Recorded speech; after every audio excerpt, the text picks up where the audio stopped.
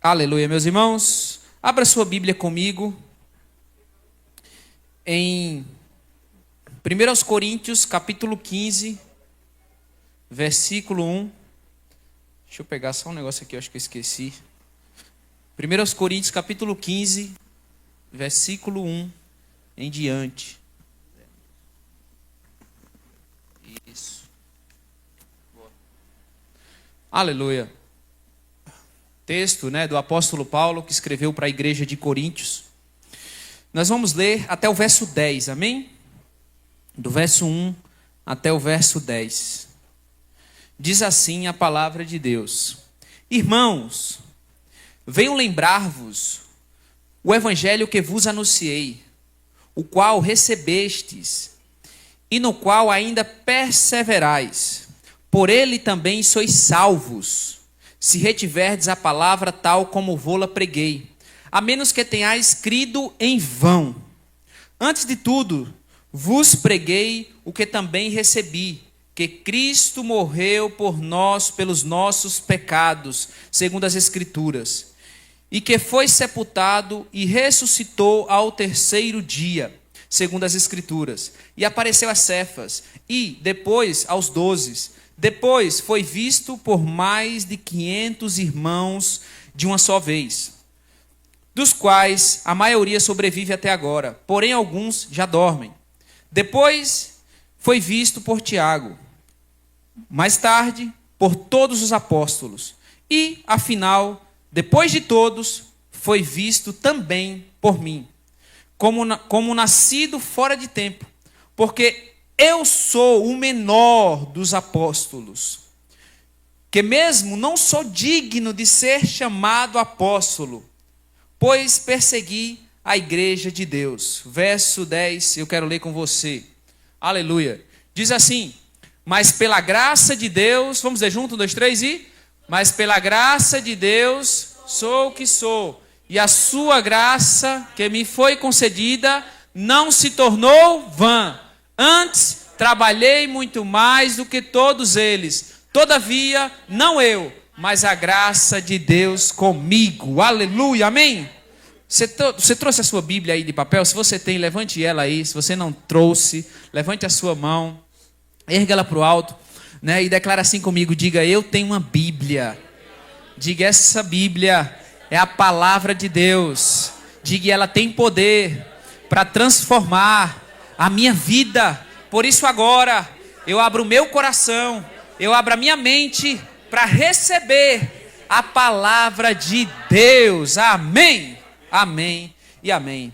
Meus irmãos, nesse texto aqui que nós lemos, do apóstolo Paulo escrevendo para a igreja aos Coríntios, na primeira parte aqui, do verso 1 até o verso 8, é como se o apóstolo Paulo ele fizesse um pequeno resumo do evangelho. Ele vai falar de um breve resumo do evangelho, o evangelho que ele anunciou, que Cristo morreu pelos nossos pecados, que Cristo ressuscitou. Depois ele vai falar que ele é o menor dos apóstolos, que ele não é digno de ser chamado apóstolo. Por quê, meus irmãos? Porque ele perseguiu a igreja de Deus. Está calor aqui em cima, aleluia. Nós vamos colocar um ar-condicionado aqui em cima, o pregador também. Aleluia. Tá quente aí também? Aleluia. Abaixa esse negócio, Léo. Mas no último verso, meus irmãos, o apóstolo Paulo, no verso que nós lemos, no verso 10, pode deixar aí, Ale. No verso 10 que nós lemos, o apóstolo Paulo ele vai fazer uma declaração aqui breve a respeito de dois aspectos que parecem contraditórios. Quais aspectos são esses, Luiz, em relação à obra de Deus? Quais aspectos são esses? Que diferença é essa? Quais esses aspectos que parecem contraditórios? Diga: é a graça e o trabalho. A graça e o trabalho. Porque a mente natural, quando ela ouve a palavra graça, ela acha que não tem mais trabalho. Só que isso é uma contradição. Porque o apóstolo da graça, ele diz assim: olha, mas pela graça de Deus sou o que sou. E a sua graça que me foi concedida não se tornou vã. Coloca na NVT, Alessandro, por favor. Na NVT vai dizer o seguinte, olha. Que a graça de Deus não se tornou para ele, ó. Olha lá. E a graça de Deus, ó, que me foi concedida a mim, não foi o quê? Inútil. Então a graça do nosso Senhor Jesus Cristo, ela pode se tornar inútil na nossa vida? Sim ou não? Sim. Sim, o apóstolo Paulo está dizendo aí, ó. Ela não foi inútil para mim. Porque ele fez algo a respeito da graça. Aquilo que ele recebeu do Senhor.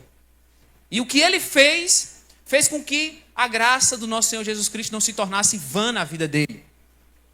Mas, como que a gente sabe que a graça não foi inútil para Paulo?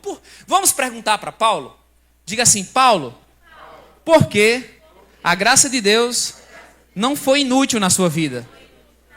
Aí Paulo vai responder, olha lá, trabalhei com mais dedicação que qualquer outro apóstolo. No entanto, não, aí antes que você diga, Paulo está se achando, né? Dizendo que trabalhou muito mais do que todos. Aí Paulo diz, calma, todavia, né? Olha lá, no entanto, não fui eu, mas Deus que em sua graça operou por meu intermédio. Então se você olhasse para Paulo, o apóstolo da graça, se você olhasse para o exterior dele, você ia olhar para Paulo e ia dizer, ele trabalha muito. Mas se você conseguisse observar o interior da vida de Paulo, você ia dizer, na verdade é a graça de Deus que trabalha por ele. Amém, meus irmãos? Então nós temos esses dois aspectos aqui da graça de Deus, né? Da graça e trabalho. Não há contradição. Diga assim, a graça gosta de trabalhar. Aleluia. Então quanto mais você trabalha, irmãos, né? Mais favor, mais graça. O trabalho é de Deus. A Bíblia diz que o contexto do descanso, lá no Novo Testamento, Deus criou o mundo em quantos dias? 6. Ou seja, passou 6 dias trabalhando. Quando foi que ele descansou? No 7º. Então o contexto do descanso, ele vem depois do trabalho. A Bíblia diz lá em João que, Jesus falando, né? O meu pai trabalha até agora. E eu trabalho também. A Bíblia diz que Jesus não tinha onde reclinar a cabeça, porque trabalhava na obra. Então diga assim comigo, mas novamente, diga, a graça gosta de trabalhar. Aleluia. Então, meus irmãos, o tema dessa palavra de hoje é frutificando mais que os demais. Frutificando mais que os demais. O tema do nosso semestre, qual que é, meus irmãos? O tema do nosso semestre, pode colocar aí, Alessandro? Nós fomos designados para quê, meus irmãos? Frutificarmos com ele. Então nós cremos que esse semestre é um tempo de frutificação. Frutificar em que áreas, Luiz? Frutificar em vidas, ganhar vidas para Jesus. Frutificar nas suas finanças. Frutificar nas suas emoções. Você crescer em todas as áreas com Jesus, amém? Quem quer frutificar nesse semestre? Aleluia. Agora veja, meus irmãos. É interessante que o apóstolo Paulo, ele diz aqui, né? Eu trabalhei muito mais do que todos os outros. Quem eram esses outros? Os apóstolos. Pedro, João, Tiago, né? Os apóstolos ali. E a Bíblia, quando você olha para a Bíblia, você vai ver que Paulo ele frutificou mais do que os outros apóstolos. A graça de Deus não se tornou vã para ele. E nesse contexto aqui, os estudiosos dizem o seguinte, que Paulo não só trabalhou mais do que os apóstolos, é tipo assim, se juntasse os 12 juntos, ou os 11, né? Tiago morreu logo cedo, né? Judas saiu, entrou outro, né? Enfim. Né? Enfim. Mas é como se juntasse todos os outros, e juntando os 11 ou 12, ali como você queira falar, ainda assim, Paulo trabalhou mais do que os 12 juntos. E frutificou mais do que os 12 juntos. E a pergunta é, por que Paulo cresceu mais, frutificou mais, plantou mais igrejas, ganhou mais vidas para o Senhor, meus irmãos? Na graça de Deus. Por quê? Será que existe alguma coisa que a gente não está percebendo? Porque lembra, tanto Paulo quanto os apóstolos, eles eram apóstolos, sim ou não? O Paulo e os apóstolos também eram cheios do Espírito, sim ou não? Paulo, os discípulos, os apóstolos também faziam milagres, sim ou não? Você vê Pedro, a Bíblia diz, meu irmão, que a sombra de Pedro curava. Você já imaginou um negócio desse? Então imagina, eu vou ficar aqui, não, estou com muita vontade de pregar não, vou sentar aqui, irmão, passa aí na minha sombra. Aí você vai passando e sendo curado, aleluia. Imagina a quantidade da igreja do Pedro, né? Mas Paulo também, a Bíblia diz que o lenço dele, meu irmão, o lenço do trabalho dele, curava também. Ele, eu não quero ir, eu não vou para lá não, estou muito atarefado aqui, estou trabalhando, leva meu lenço. E o lenço de Paulo também curava. Então você vê, né? Eles realizavam milagres. Eles também tinham a mesma revelação do Evangelho. E eles também haviam reconhecido o nosso Senhor Jesus Cristo. No entanto, nós vemos que Paulo teve mais frutos do que os apóstolos. Mais frutos do que os apóstolos. Paulo foi mais frutífero. Não há dúvida nisso. Paulo escreveu mais, abriu mais igrejas, plantou mais igrejas, ganhou mais vidas, sofreu mais, tudo mais. E a pergunta que fica é, meus irmãos, e eu quero responder ela nessa pregação. Por que Paulo conseguiu frutificar mais do que os demais apóstolos? O que ele fez que o tornava diferente dos demais? Ou quais escolhas Paulo fez que os demais apóstolos não fizeram?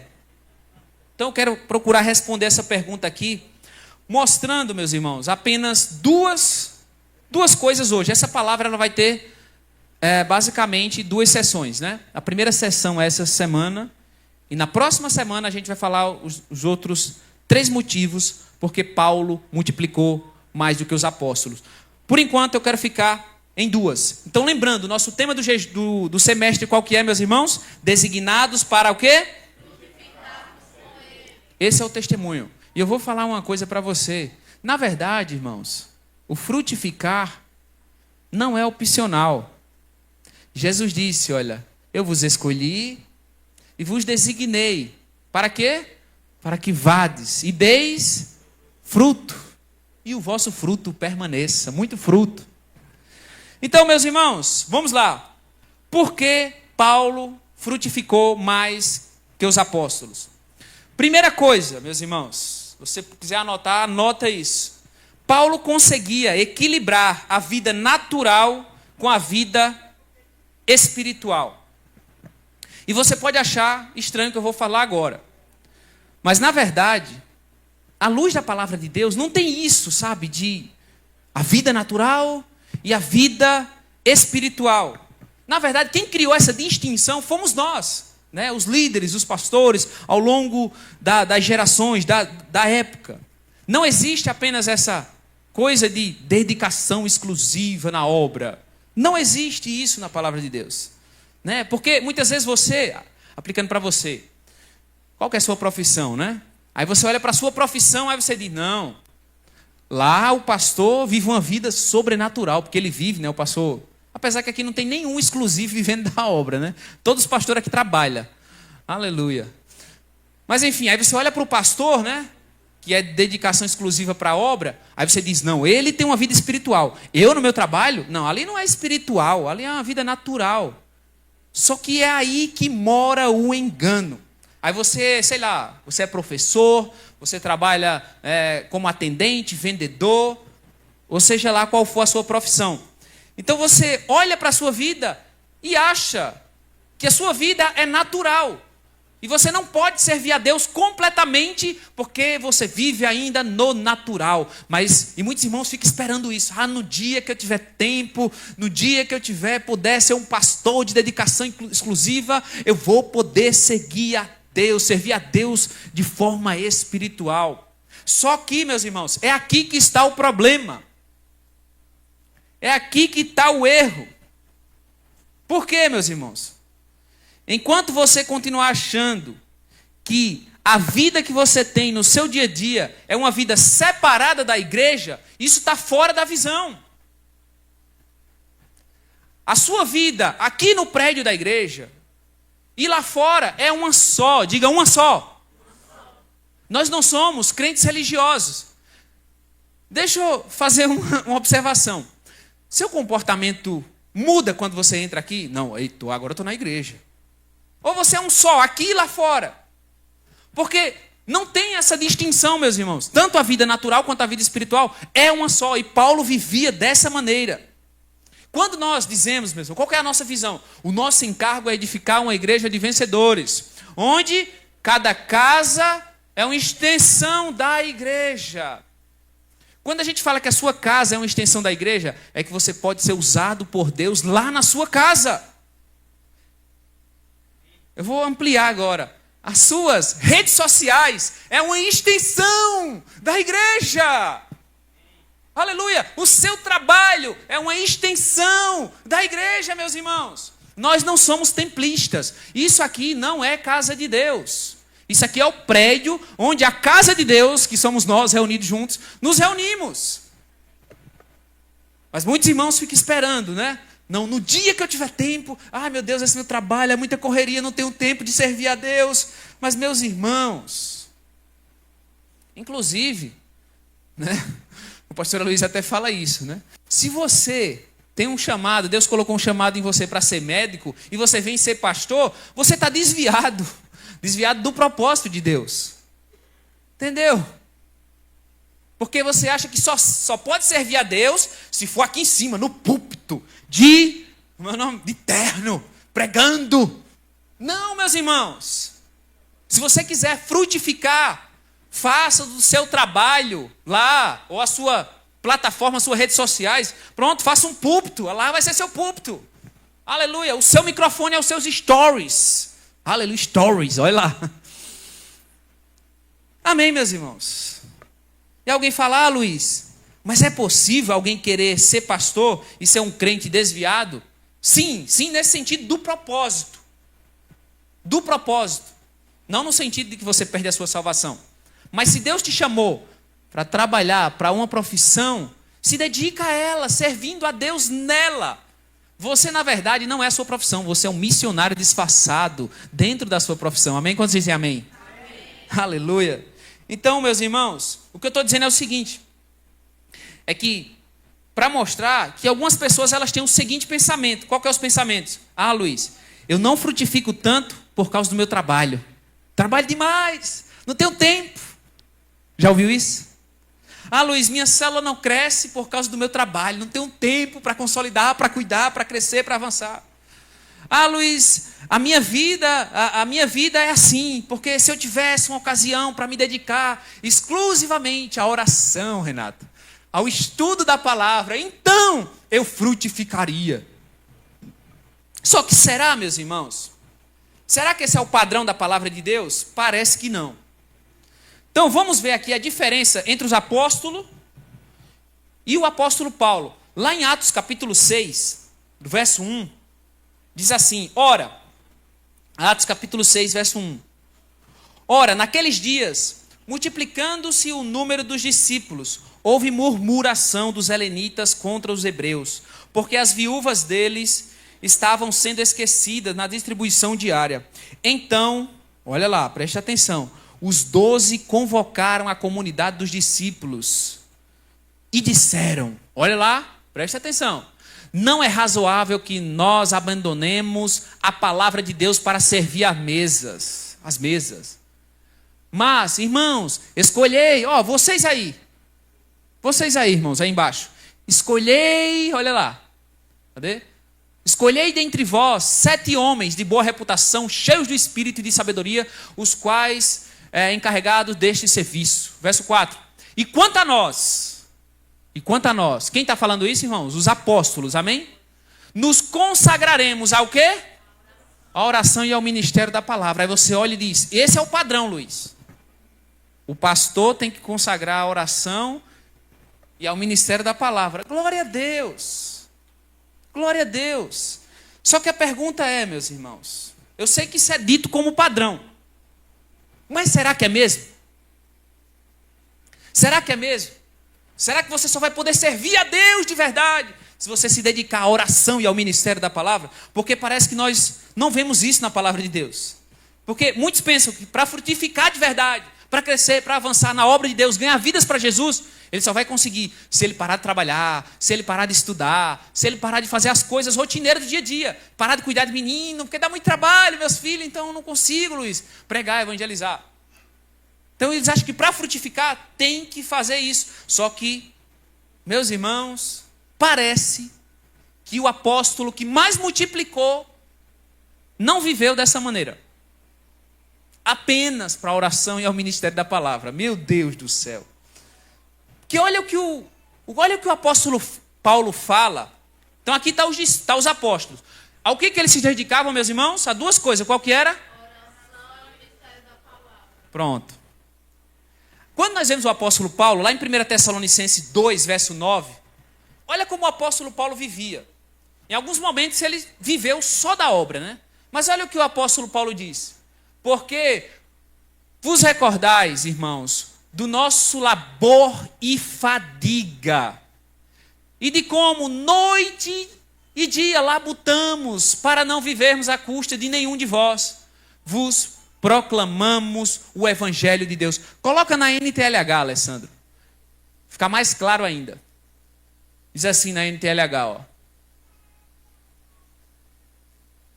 Irmãos, vocês com certeza lembram de como trabalhamos e lutamos para ganhar o nosso sustento. Trabalhamos, que horário, meus irmãos? De que horário? Você trabalha de dia e também de noite, assim, seguido? Está repreendido, né? Mas o apóstolo da graça, que ele frutificou mais do que os demais, ele trabalhava o quê? Ele tinha o tempo que os apóstolos tinham apenas para a oração e ao ministério da palavra? Não.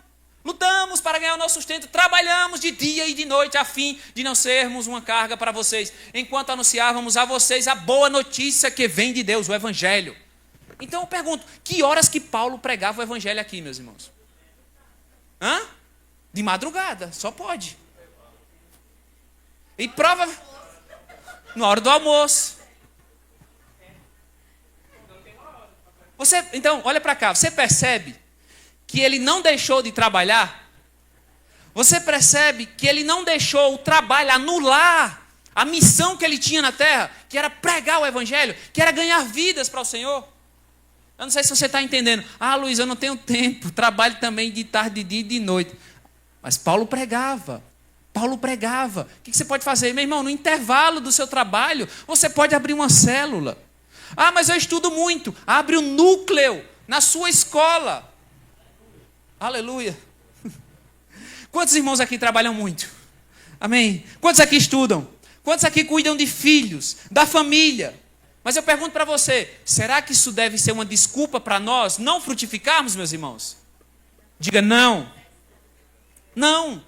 Então, pelo contrário, é nesses lugares que Deus deseja nos usar.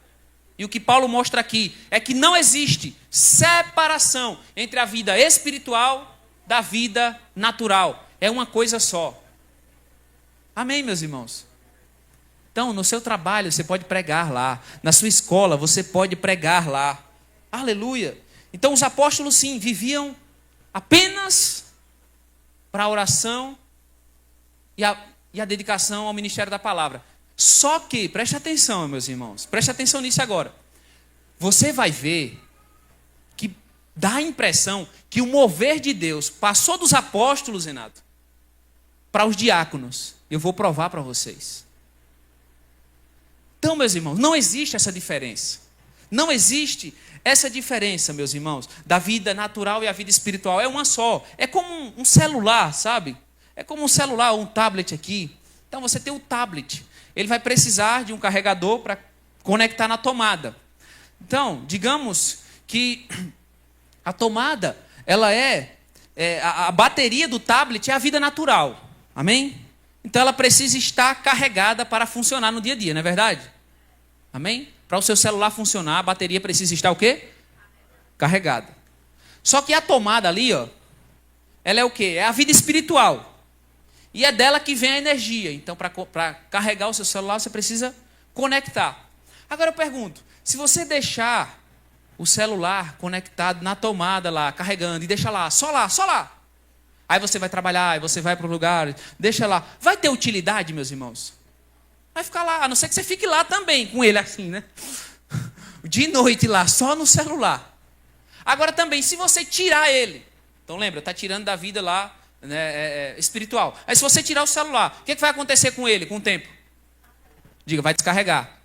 E ele descarregar tem utilidade? Então é isso, filho. É a nossa vida com Deus. É as duas coisas.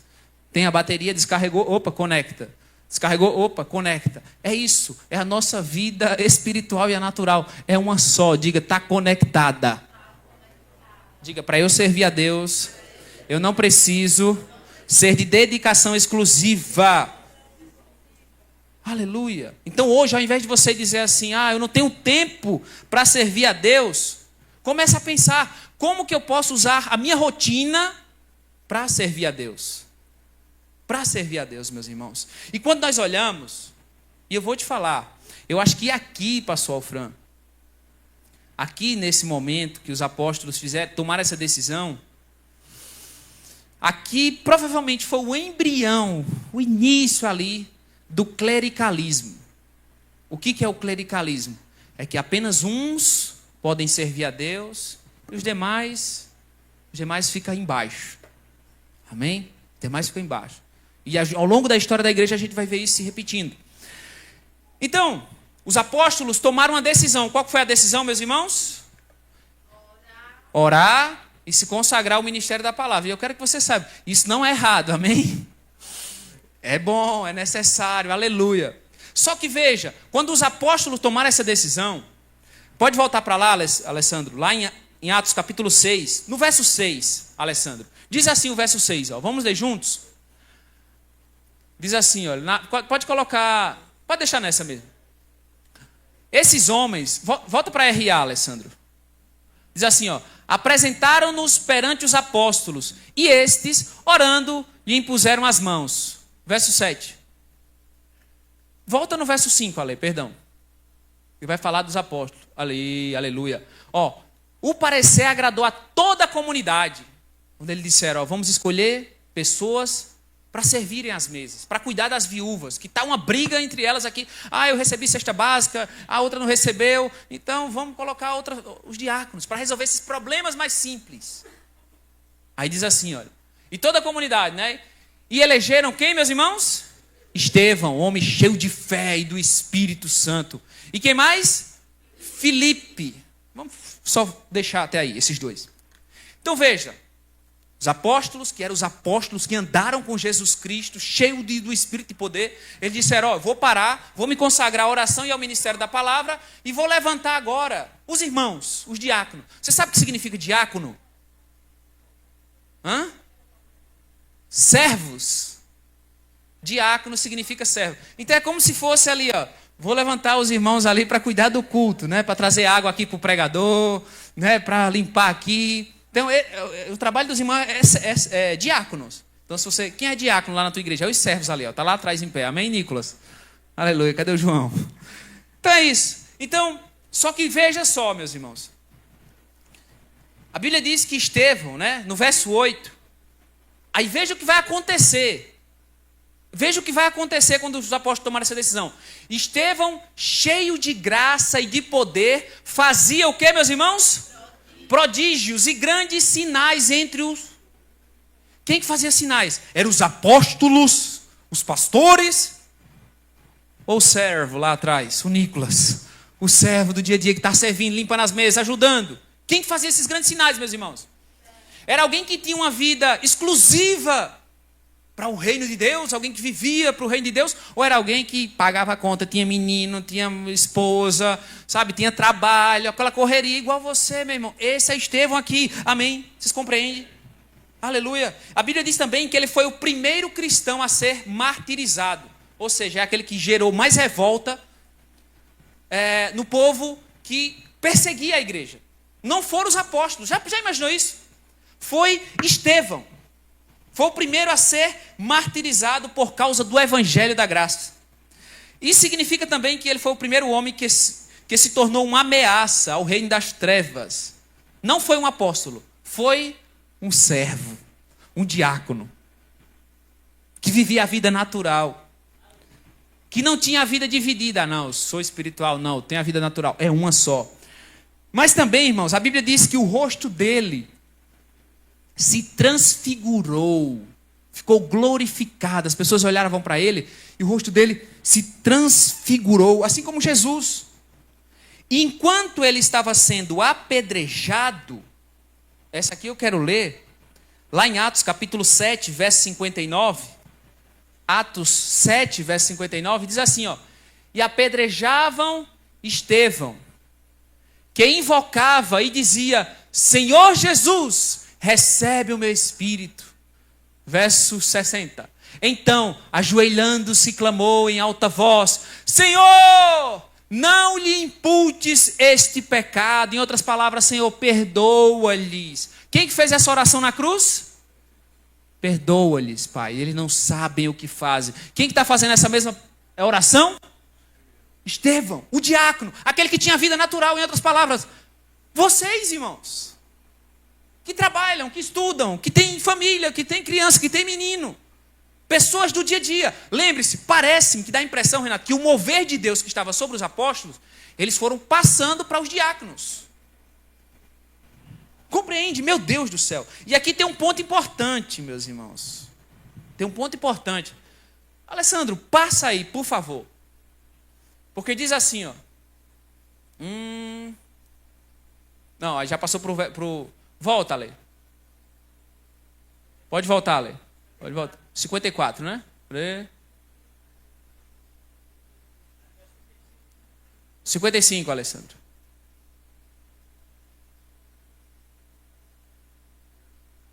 Aleluia. Mas Estevão, cheio do Espírito Santo, fitou os olhos no céu e viu a glória de Deus e Jesus, que estava à sua direita. E disse: eis que vejo o céu direito, filho de Deus. Aleluia, até aí. Então veja, volta o verso anterior. Preste atenção, viu? Aqui eu estou falando de um diácono, de vocês, irmão, pessoas simples. Olha o que diz: mas Estevão, cheio do Espírito Santo, fitou os olhos no céu e viu a glória de Deus Pai e Jesus, que estava à sua direita. Verso 56. E disse: eis que vejo os céus abertos e o Filho do Homem. Quem é esse Filho do Homem? Jesus. Ele está como, Renato? O que ele está, meus irmãos? O que nós aprendemos aqui o ano inteiro? Que Jesus está como agora? Assentado à destra de Deus. Por quê? Porque o trabalho finalizou. Mas nesse momento que Estevão ali pregou, que Estevão liberou o perdão sobre eles, que Estevão, o diáconozinho, não foi os apóstolos, a Bíblia diz que Jesus ficou em pé para olhar. Não, eu quero olhar. Eu tenho que me levantar para ver isso, meus irmãos. Jesus não se levantou para os apóstolos. Jesus não se levantou para aqueles que têm a vida que você chama de espiritual, mas para aqueles que têm a vida natural, meu irmão. E que esse possa ser o nosso testemunho. Aleluia! Mas nós vemos também a vida do outro diácono, do segundo diácono. O primeiro diácono que eu falei, quem foi? Estevão. Qual foi o segundo diácono que foi levantado? Quem lembra? Filipe. O que a Bíblia diz? Lá em Atos capítulo 1, verso 8. Coloca aí, Alessandro. Atos 1, verso 8. Diz assim, olha lá: mas recebereis poder ao descer sobre vós o Espírito Santo e sereis minhas testemunhas. Aonde, meus irmãos? Tanto em Jerusalém, em toda a Judéia e Samaria. Eu pergunto para você, os apóstolos foram para Samaria? Foram ou não foram? Não. Não foram. Não foram. Quem que foi para lá, Luiz? Pergunta para mim, quem foi para lá, Luiz? Para eu beber um pouquinho de água. Pergunta de novo, só para beber um pouquinho de água. Diga assim: quem foi para lá, Luiz? Para Samaria. Quem foi para lá, para Samaria? Aleluia, muito obrigado. Meus irmãos, a Bíblia vai dizer que quem foi para Samaria foi o segundo diácono. O segundo servo. Pronto, um é João, que está ali de um lado, e o outro é Nicolas, amém? Estevão e Filipe. Pronto, os dois, certinho. Aleluia. É como se um fosse para Bezerro. Não, Bezerro já está lá, o John Renzo, né? Como é o nome depois da cidade de Bezerro? Gravatar. E o outro fosse para... né? Como é o nome da outra cidade aqui? São Caetano. Aí a Bíblia diz, meus irmãos, lá em Atos capítulo 8, verso 4, diz assim a palavra de Deus. Atos 8, verso 4. Perceba, preste atenção. O maior mover da história, irmãos, aconteceu em Atos, capítulo 1, 2, 3, 4. A igreja explodiu. Mas Deus disse o quê? Qual foi a ordem? Vão para Jerusalém, Judéia, Samaria e até os confins das terras, né? Mas os apóstolos fizeram o quê? Ficaram em Jerusalém. Aí aparece um diácono. Está lá, né? O Nicolas ali, né?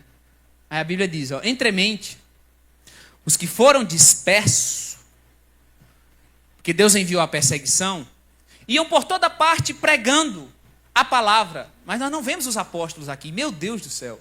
Verso 6. Quem, meus irmãos? Quem, meus irmãos? Vamos mais alto. Filipe, descendo a cidade de Samaria, anunciava-lhes a Cristo. Veja isso.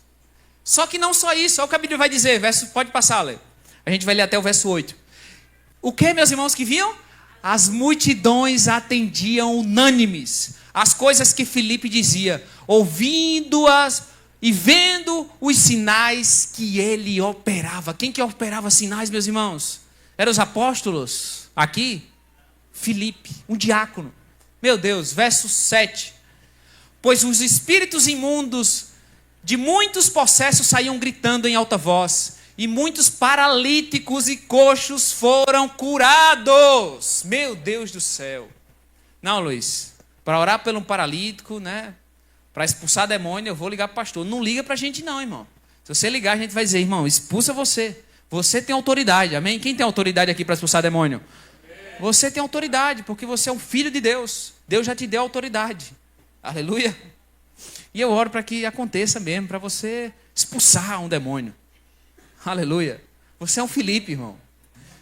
E a Bíblia diz que houve grande alegria naquele bairro. Aonde, meus irmãos?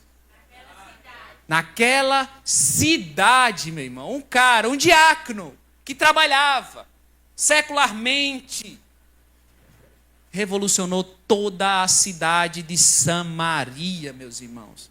Que coisa poderosa, meus irmãos. E nós temos uma história incrível dele mais para frente. Eu não vou ler com você, mas diz a Bíblia que ele encontra-se com o eunuco no meio de uma estrada, e o Espírito Santo diz para ele, olha, corre e acompanha. E quando ele vai lá, o eunuco está lendo, aí Filipe diz, olha, tu entendes o que lês?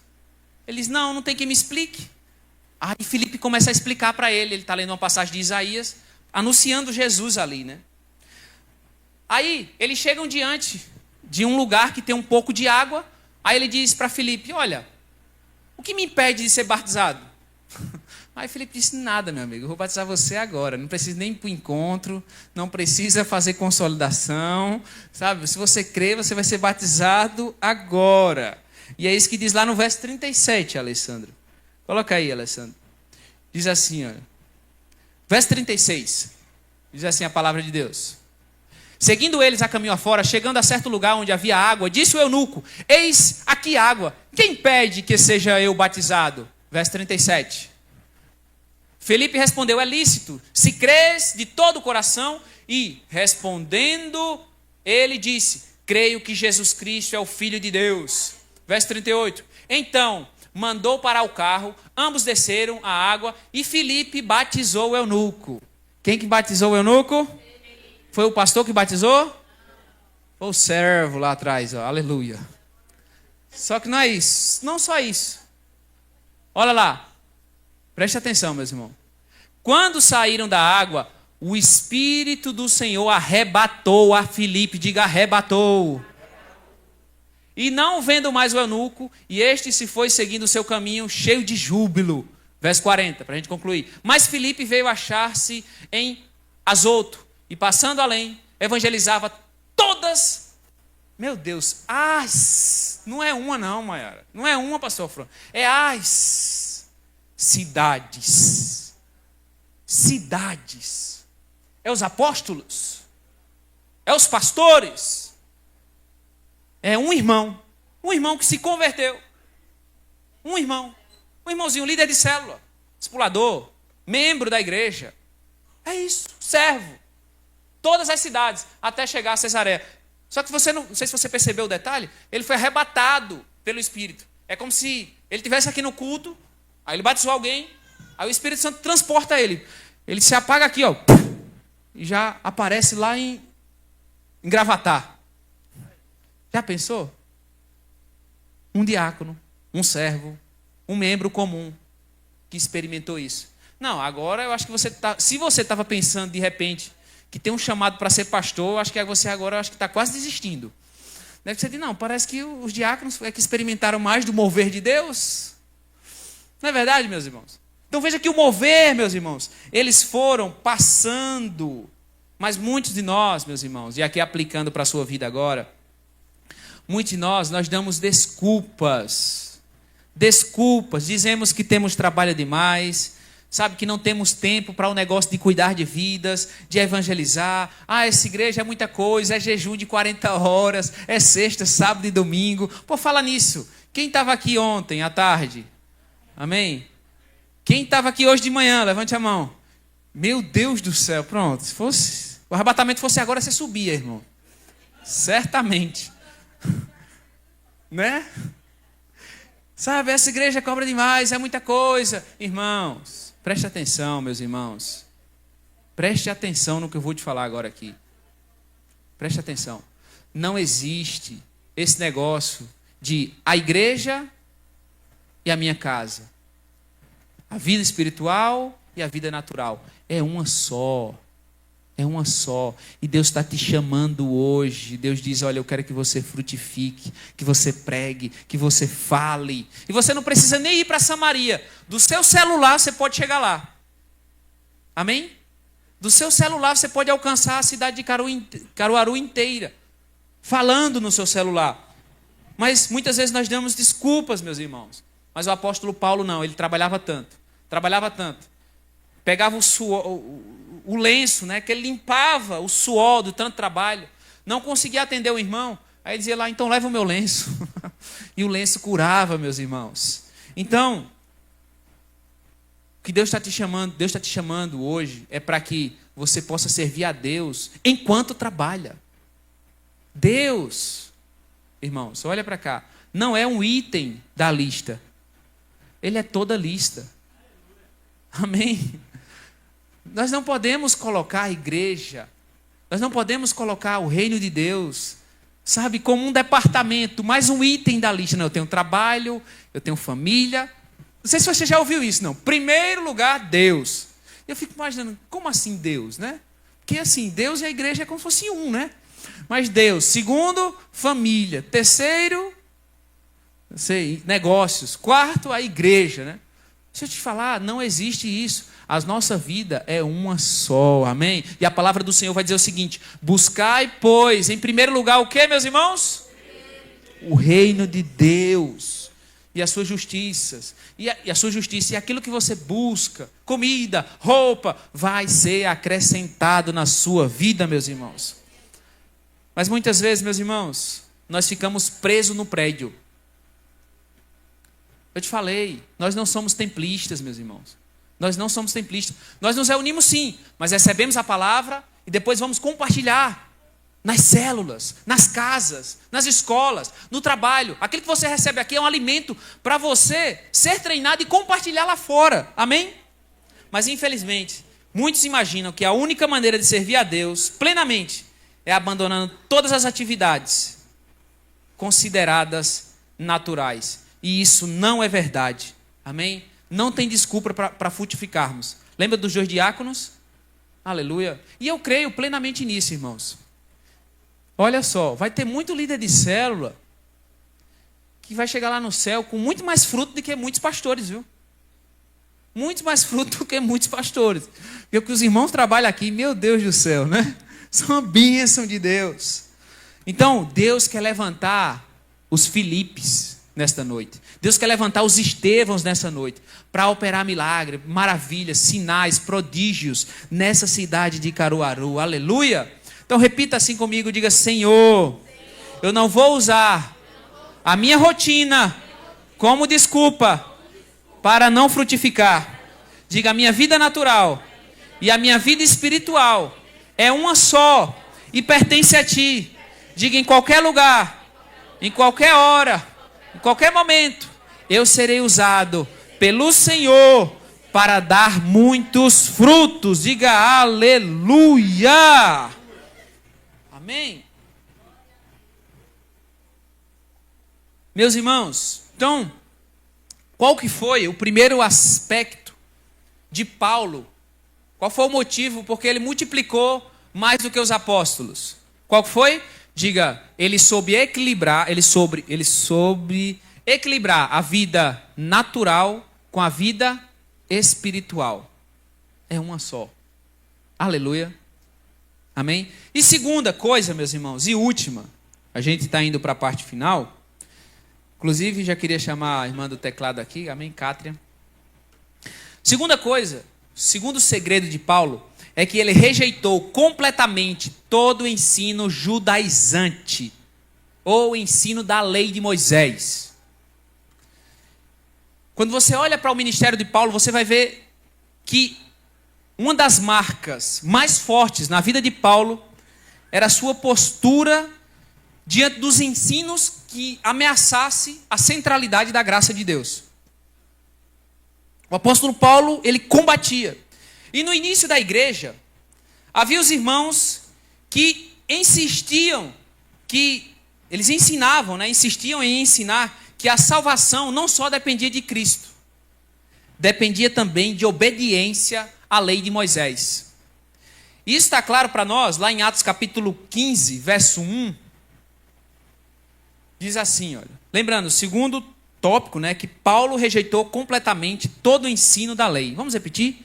Digo, o segundo segredo do apóstolo Paulo é que ele rejeitou completamente todo o ensino da lei, ou judaizante, Diz assim, olha, alguns indivíduos que desceram da Judeia ensinavam aos irmãos.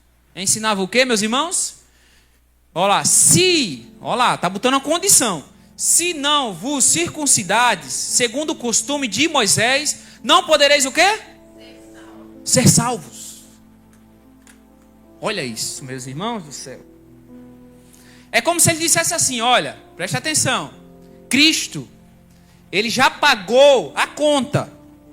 Ele já pagou toda a conta. Mas você precisa acrescentar umas moedinhas. Alguns centavozinhos. Faz sentido um negócio desse, irmão? A dívida já foi paga, quitada. Aí alguém diz, não, mas você precisa acrescentar alguns centavinhos. Não faz sentido. Cristo já consumou na cruz a obra do Calvário, amém? A salvação é por onde? É por obras? É pela graça, mediante a fé. Isso não vem de vós, é um dom de Deus, não de obra, para que ninguém se glorie. Não é de obras. Mas aqui, os irmãos se converteram, estavam dizendo, você tem que circuncidar. Sabe o que é circuncidar? É fazer a cirurgia de fimose, basicamente. Naquela época era necessário, na época da lei de Moisés. E as pessoas estavam ensinando isso. Era como se eles estivessem pegando um copo de água puro e colocando uma gotinha de veneno. Vai matar ou não vai? Uma gotinha. É como se eles estivessem, meus irmãos, anulando todo o evangelho. Porque eles estão colocando Cristo e mais alguma coisa. Cristo e mais alguma coisa. Tem que ser Cristo e tem que fazer a cirurgia de fimose. Pronto. E alguns até iam olhar quando o outro ia fazer xixi. Acredita nisso? Lá em Gálatas. Fala isso. Meu Deus do céu. Já pensou? Não, vamos pensar não, Então, meus irmãos. Mas só que veja. O apóstolo Paulo. Ele disse não. Porque... Qual que é o nosso... como que nós reagiríamos? Não, o irmão vai crescer. Está ensinando a lei ali dentro da célula. Mas ele vai crescer, deixa para lá. Será que o apóstolo fez isso? Vamos ver o verso 2? Diz assim, olha. Tendo havido da parte de quem? De Paulo e Barnabé. Contenda. E contenda, não só contenda, mas o que, meus irmãos? Contenda e não pequena discussão com eles. Resolveram que esses dois e alguns outros, dentre eles, subissem a Jerusalém, os apóstolos e presbíteros, com respeito a essa questão. Meu irmão, houve uma discussão, porque alguém queria ensinar um ensino judaizante. Cristo mais alguma coisa. Cristo e mais alguma coisa. Mas não só isso. Quando subiram para Jerusalém, a Bíblia diz também que lá em Gálatas 2, né, nós vemos ali Paulo confrontando uma pessoa, meus irmãos, por causa disso. Sabe quem que ele confronta? O apóstolo Pedro. Diz a Bíblia lá em Gálatas 2, no verso 11, que Pedro, meus irmãos, ele desceu para Antioquia. E aí o que acontece, né? A Bíblia diz que eles sendo judeus, os antioquios não eram judeus, né? Então ele sentava, ele comia com eles e tal, né? Só que quando os irmãos judeus chegavam, o que é que Pedrão fazia? Opa, vão me ver com gentios. Porque não sei se você sabe, o judeu não podia sentar com os gentios, meus irmãos. Não podia sentar, os gentios eram considerados impuros. Mas mesmo Deus dando a visão para Pedro, né? Pedro ainda, né, errou aqui. Então ele meio que se afastava, né? Aí olha o que Paulo faz. Quando, porém, Cefas aqui é Pedro, né? Veio a Antioquia, que foi que Paulo fez, meus irmãos? Resistir-lhe face a face, porque se tornara repreensível. Meu Deus do céu. Paulo resistiu a Pedro face a face. Não tem esse negócio de... Vamos passar o verso... Pode passar o próximo verso, Ale. Diz assim, olha. Com efeito, antes de chegarem alguns da parte de Tiago, comia com os gentios. Quando, porém, chegaram, fez o que, Pedro? Afastou-se. E, por fim, veio apartar-se. Olha só, temendo a quem? Temendo os da circuncisão. Verso 13.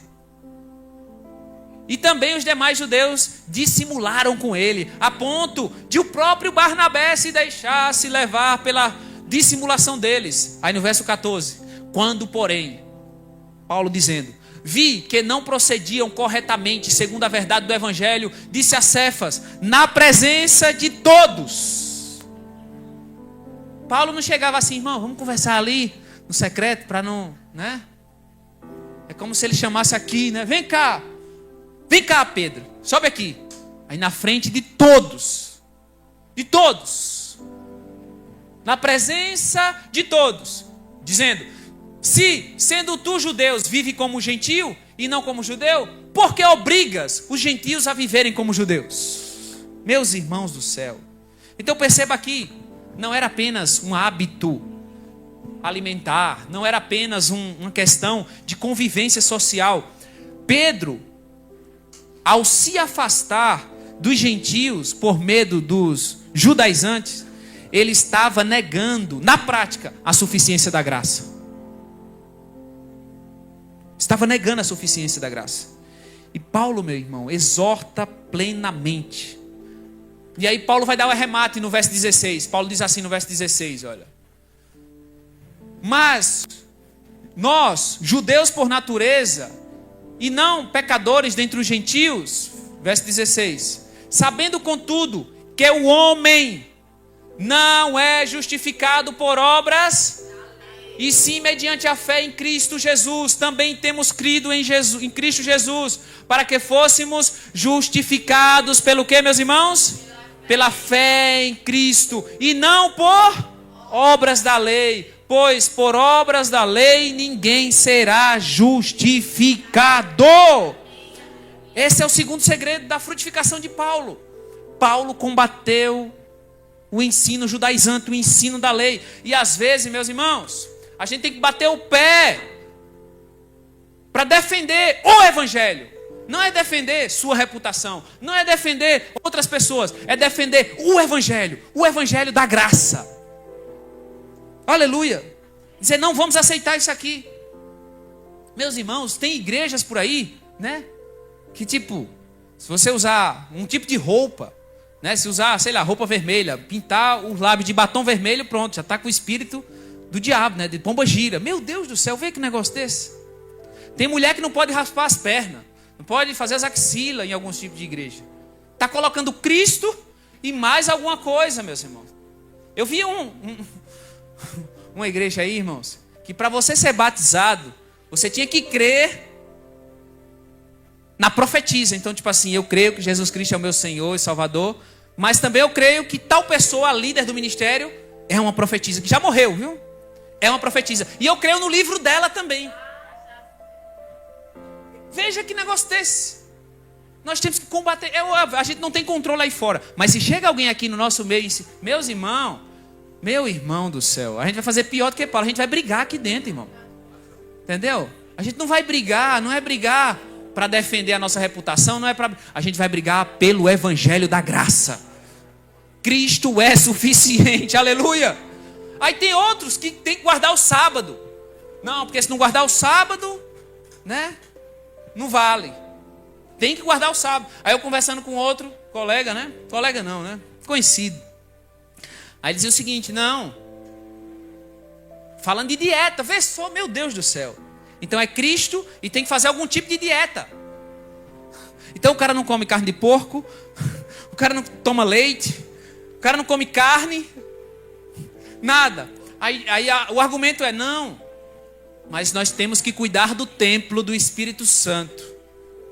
Porque se não cuidarmos do templo do Espírito Santo, é pecado, que é o nosso corpo. E tudo isso faz mal para a nossa saúde.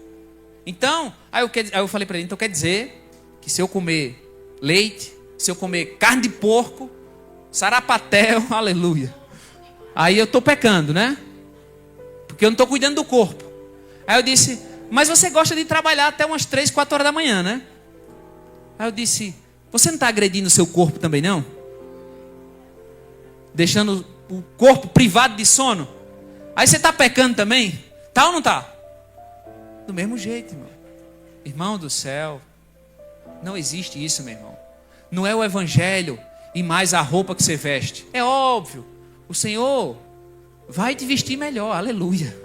Mas não é o evangelho e mais uma roupa. Não é o evangelho, não é Jesus Cristo e mais um batom. Não é o evangelho e mais algum tipo de roupa, algum tipo de... Meus irmãos, pelo amor de Deus, não é Cristo mais e mais alguma coisa. Jesus Cristo é suficiente. Esse é o nosso ensino, essa é a nossa mensagem.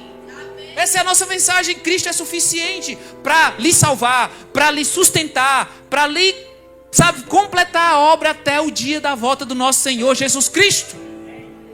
Aleluia. Eu lembro que eu preguei aqui, né? Uma vez salvo, salvo eternamente. Quando terminou o culto, uma pessoa subiu até aqui e disse, olha, irmão, sei que você pregou aquilo, mas eu sei que você não queria dizer isso. Como assim, né? Uma vez salvo, salvo para sempre, né? Aí eu falei, não, irmã, eu preguei exatamente isso, né? É isso mesmo. Uma vez Cristo salva, Ele sustenta, Ele guarda. Se eu me salvo, aí eu posso me perder. Mas foi o Senhor que me salvou. Que eu jamais poderia escolher a Deus, irmãos. Porque se Cristo tivesse que me escolher... E olha só, Cristo, Ele te escolheu antes de você nascer. Você acredita nisso? Porque se Cristo fosse te escolher depois que você tivesse nascido, eu tenho certeza que Ele não te escolheria. Ele te escolheu antes de você nascer. Aleluia, Ele te escolheu, Ele te salvou e Ele vai te guardar até aquele dia, meu irmão. Imagina, a gente concluir, eu queria chamar o louvor. Imagina que Cristo te dá uma aliança, né? Uma aliança da salvação eterna. Olha para cá. Cristo te dá a aliança da salvação eterna para você usar no dedo. E diz, olha filho, essa aqui é a aliança eterna. Aqui está a garantia da sua salvação. Aliança de ouro. Aleluia. Você pode usar ela. Eu sou noivo, vou subir e vou voltar para te buscar. Então a aliança é suficiente, é o amor eterno. Mas de repente chega algum irmão e diz, não, para tu ser salvo, não basta só a aliança. Tem que colocar uma fita amarela. Não, para tu ser salvo, tu tem que tirar ela do dedo agora, da mão e colocar no pé. Faz sentido um negócio desse? Você está negando completamente a aliança, filho. Deixa eu te falar, Cristo fez uma aliança eterna com você, meu irmão. O evangelho não precisa de enfeites. O evangelho não precisa de acréscimo. Ele já é perfeito. Cristo é suficiente. E nós, meus irmãos, nós não sustentamos a nossa salvação. É Cristo quem sustenta, porque tem essa pegadinha também. Tem essa pegadinha, né? Não, você entrou é pela graça, mas agora você vai ter que se sustentar. Você vai se sustentar para não cair. Não, meu irmão. Ele te salvou pela graça mediante a fé, e agora ele te sustenta pela graça, mediante a fé. Não vem de vós, é um dom de Deus, não de obras, para que ninguém se glorie. Aleluia, diga: eu creio que Jesus Cristo é suficiente. Aleluia. Não, mais forte, eu estou vendo aqui atrás, aqui na frente, né? Diga: eu creio que Jesus Cristo é suficiente. Diga: eu não sou justificado por obras da lei, mas pela fé em Cristo Jesus. Diga: minha salvação não é sustentada por mim mesmo, mas é pelo Senhor que me sustenta todos os dias até a vinda dele. Diga aleluia. Você pode aplaudir o Senhor.